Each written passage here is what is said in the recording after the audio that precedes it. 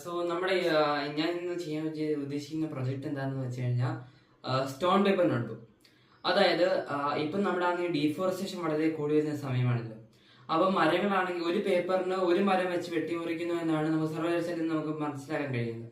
അപ്പൊ അതിന് ഒരു പരിഹാരമായിട്ടാണ് നമ്മൾ ഈ സ്റ്റോൺ പേപ്പർ ഇൻട്രൊഡ്യൂസ് ചെയ്യുന്നത്. നമുക്ക് ആമസോൺ പോലത്തെ ഓൺലൈൻ ഷോപ്പുകളിലോ അല്ലെങ്കിൽ ഓഫ്ലൈൻ ഷോപ്പുകളിൽ തന്നെ ഇതുപോലെ സ്റ്റോൺ പേപ്പർ ഷീറ്റ്സ് ആയിട്ട് മേടിക്കാൻ കിട്ടും.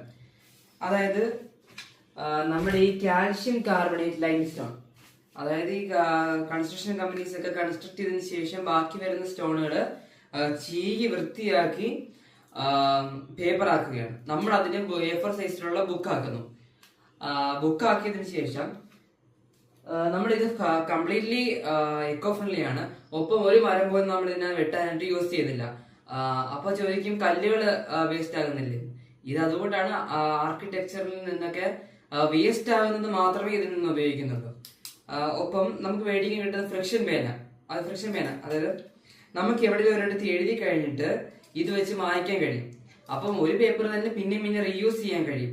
സാധാ പേപ്പറിൽ ഇത് ഉപയോഗിക്കുമ്പോഴൊരു പ്രശ്നം എന്താണെന്ന് വെച്ച് കഴിഞ്ഞാൽ ഇത് വെച്ച് ചെയ്തിട്ട് മായ്ക്കുമ്പോൾ രണ്ടെണ്ണം മായ്ക്കുമ്പോൾ ഇത് കീറിപ്പോകും. പക്ഷെ ഇതിന്റെ കട്ടി എന്ന് പറഞ്ഞാൽ വളരെ നല്ലൊരു ക്വാളിറ്റി ഉള്ളതായതുകൊണ്ട് തന്നെ നമുക്കിത് മൾട്ടിപ്പിൾ പർപ്പസ് ആണ്.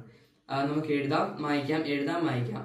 അപ്പൊ ഒരു ബുക്ക് തന്നെ മതി നിങ്ങൾക്കാണെങ്കിൽ അടുത്ത വർഷം ഇനി എഴുതണമെങ്കിൽ ഇത് പിന്നെ എഴുതാം, മായ്ച്ച് ഇനി എഴുതാം. അപ്പം അതായത് ഒരു ടണ്ണിന്, അതായത് വുഡിൽ നിന്നാണ് പേപ്പർ ഉണ്ടാക്കുന്നെങ്കിൽ ഒരു ടണ്ണിന് 1,00,000 ലിറ്റർ വെള്ളമാണ് ആവശ്യം വരുന്നത്. പക്ഷെ ഇതിന് വെറും 0 ലിറ്റർ വെള്ളമാണ് ആവശ്യം, ഒന്നും ആവശ്യമില്ല.